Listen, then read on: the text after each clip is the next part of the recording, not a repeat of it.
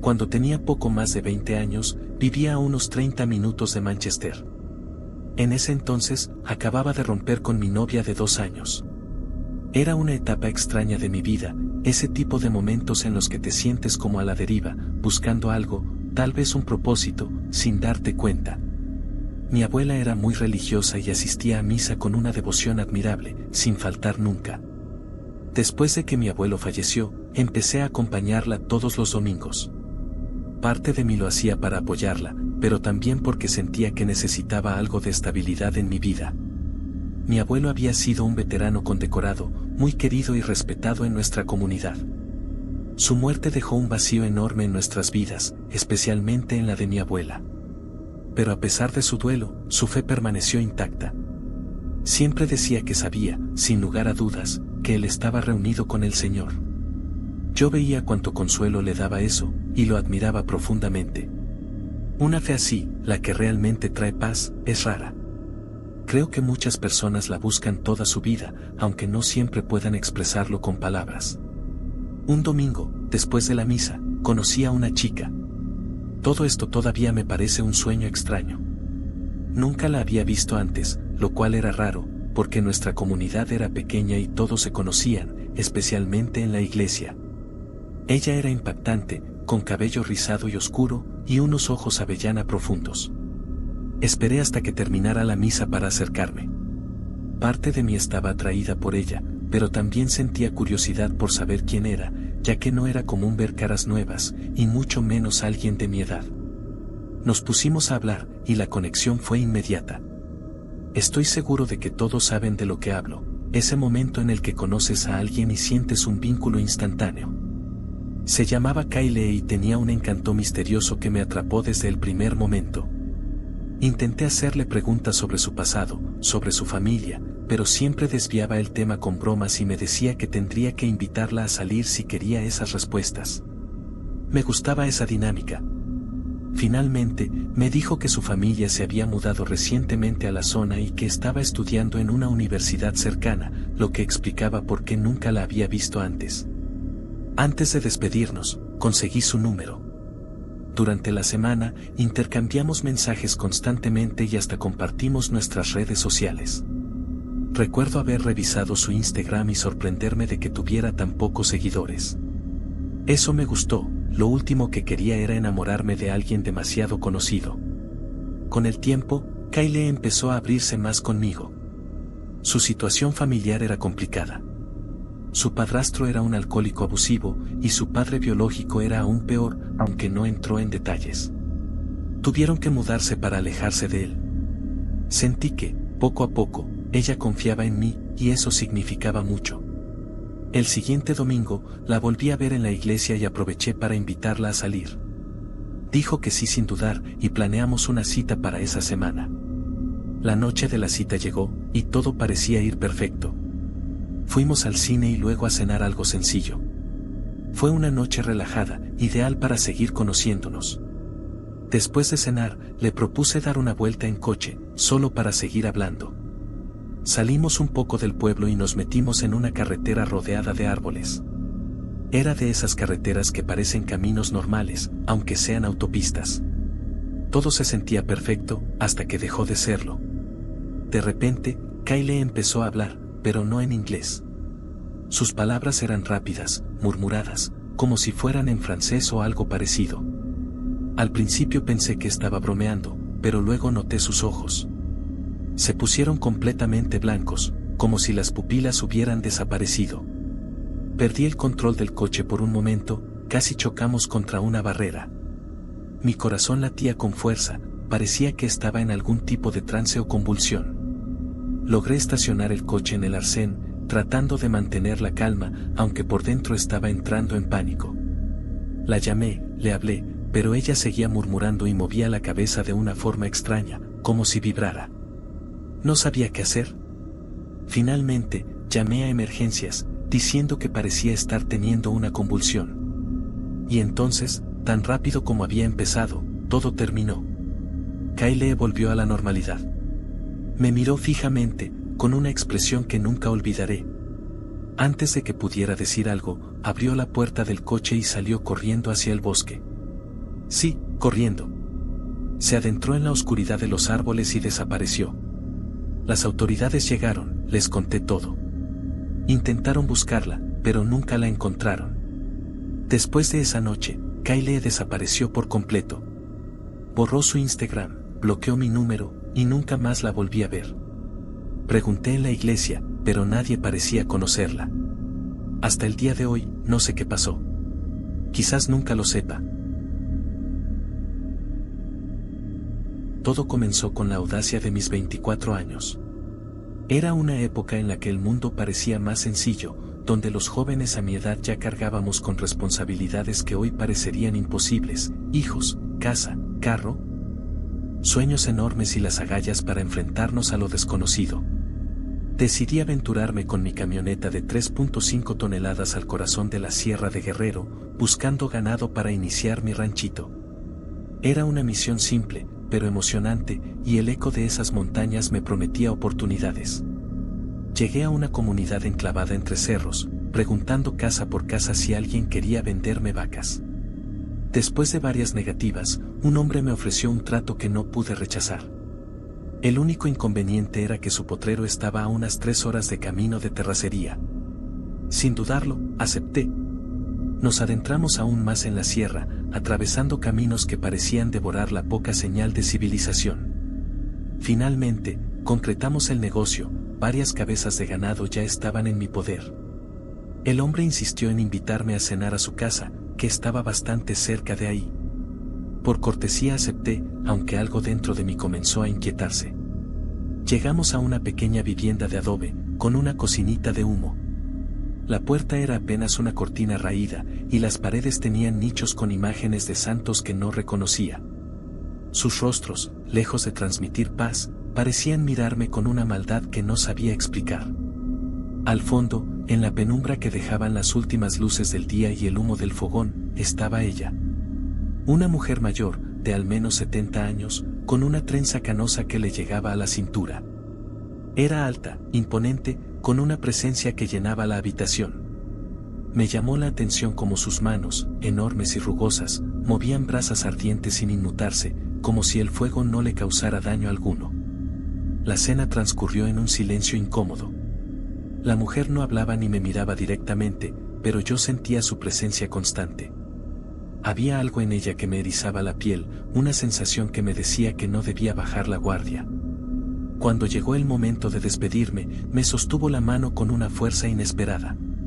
Su mirada, sin emociones, parecía gritar órdenes que su boca contradijo al decir amablemente: puede quedarse, puede pasar la noche aquí con nosotros.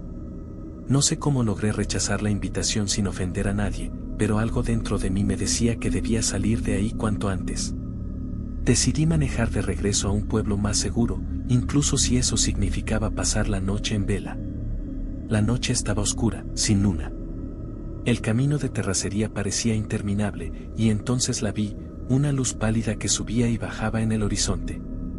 Al principio pensé que era mi mente jugándome una mala pasada, pero la luz seguía allí, siempre a la misma distancia.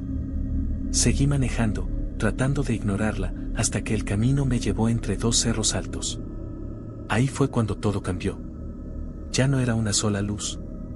Ahora había 3, tal vez 4, flotando sobre mí, cerca del suelo. Eran bolas de fuego que parecían observarme, rodeándome con una intención que no lograba descifrar. Los animales en la caja de la camioneta comenzaron a inquietarse, bramando y sacudiendo el vehículo con fuerza. Entonces, el motor se apagó. El silencio era absoluto. Ni grillos ni viento, solo el sonido de mi respiración acelerada. Y luego, las risas. Eran risas burlonas, malvadas, que parecían venir de todas partes. Escuché claramente cómo gritaban mi nombre y me reprochaban: te dije que te quedaras. Una de las bolas de fuego golpeó la parte trasera de la camioneta. El miedo me paralizó. Apreté los seguros de las puertas y me aferré al volante. No había a quien pedir ayuda ni a dónde correr. Cerré los ojos, resignado, y en mi mente solo podía pensar en mi esposa y mis hijas, en cómo las había dejado con la promesa de un futuro mejor. Fue entonces cuando vi la pequeña estampa de la Virgen de la Candelaria en el tablero. Sin pensarlo, comencé a rezarle. No sé cuánto tiempo pasó. Repetía la oración una y otra vez mientras sentía golpes contra la camioneta. Al final, las risas y los gritos comenzaron a alejarse. El amanecer me encontró dormido, aferrado a la estampa, con el cuerpo cansado y el alma desgastada. Cuando revisé la camioneta, la madera de la caja tenía quemaduras y marcas de tizne. Llegué al siguiente pueblo, donde la gente me advirtió, no regrese a esos rumbos. Esa sierra está llena de brujas, y si a la grande le gustó, no se lo va a perdonar. Desde entonces, no he vuelto a esos caminos, pero el recuerdo sigue conmigo, tan vivo como el día en que ocurrió. Mi familia tiene un Volvo destartalado del 2012 que, literalmente, está en sus últimas. No sé cómo explicarlo, pero ese coche simplemente se niega a morir. Ha tenido 1.000.000 de problemas, pero aún corre. La lista de fallas es interminable, los frenos están suaves, el motor tiene su carácter, y la mitad de los electrónicos apenas funcionan. Mis padres básicamente están esperando que se rompa de una vez por todas para justificar comprar uno nuevo. Pero, mientras tanto, soy yo quien tiene que manejarlo. Entre todos sus problemas, lo peor es que los limpiaparabrisas no funcionan. Conducir bajo la lluvia es prácticamente una sentencia de muerte, incluso una llovizna ligera basta para dejarme completamente a ciegas. Afortunadamente, vivimos en Nevada, donde apenas llueve, así que nunca había sido una gran preocupación, hasta aquel día. Era verano, hace un par de años. Había decidido hacer un viaje en carretera para visitar a Kelvin, un amigo de la infancia que vivía en otro estado. No lo veía desde hacía años y pensé que sería divertido hacer de la ida y la vuelta una pequeña aventura. Amo conducir, y atravesar los paisajes desérticos en soledad me parecía perfecto. El viaje de ida fue genial. Me quedé unos días en su casa, bebimos bastante, recordamos viejos tiempos, y me alegré de haber hecho el esfuerzo de visitarlo. La mayor parte del regreso también fue sencilla, hasta que crucé a Nevada. De repente, comenzó una tormenta. No era solo una lluvia ligera, era un verdadero diluvio con truenos, relámpagos y torrentes de agua. Más tarde me enteré de que había sido una de las lluvias más fuertes en años. No habría importado si lloviera poco o mucho, sin limpiaparabrisas, cualquier cantidad de agua me obligaba a detenerme. Así que lo hice. Salí de la autopista y estacioné el coche lejos del camino, en medio del desierto, para evitar que un camión no me viera y me embistiera. No me quedó más remedio que esperar. Quizás dormir un poco en el coche hasta que pasara la tormenta.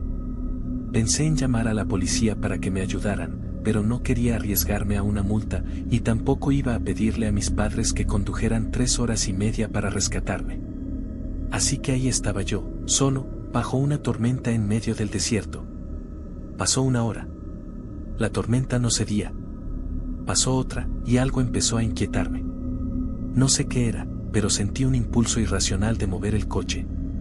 Claramente, no podía hacerlo con seguridad bajo la lluvia.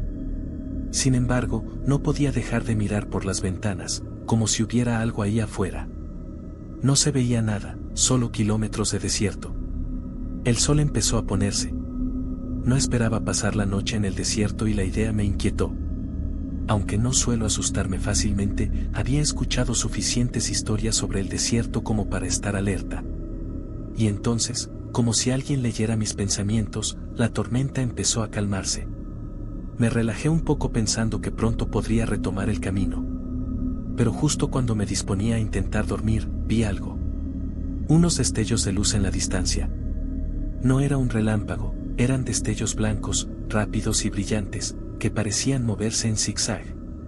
Me quedé mirando, y me di cuenta de que se acercaban. Eran linternas.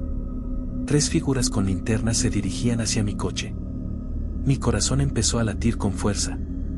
Sin pensarlo demasiado, salí del coche, agarré mi teléfono y corrí hacia unas formaciones rocosas cercanas para esconderme.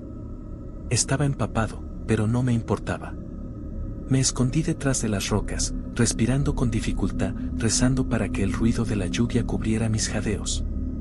Desde ahí, vi cómo los 3 rodeaban mi coche, inspeccionándolo como si buscaran algo o alguien. El modo en que agitaban sus linternas era extraño, casi como si estuvieran drogados. De repente, uno de ellos disparó al cielo. Me sobresalté tanto que me mordí el labio hasta hacerlo sangrar. Me quedé completamente inmóvil durante lo que pareció una eternidad. Finalmente, decidí asomarme de nuevo, y para mi horror, ya no veía sus linternas. Todo estaba oscuro.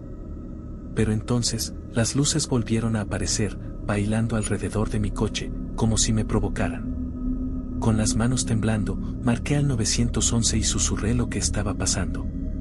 La operadora me aseguró que enviarían a alguien. Me quedé escondido, aterrorizado y contando cada segundo hasta que vi las luces de un coche patrulla acercándose. En cuanto los tres vieron las luces, salieron corriendo y desaparecieron en la oscuridad. Cuando el oficial llegó, ya no había rastro de ellos. Le conté todo, pero no pareció sorprendido, lo cual me inquietó aún más. Al menos se quedó conmigo hasta que la tormenta pasó y pude regresar a casa. Desde entonces, no he vuelto a hacer un viaje en carretera. Esa experiencia me marcó, y cada vez que veo ese viejo Volvo, no puedo evitar recordar esa noche en el desierto.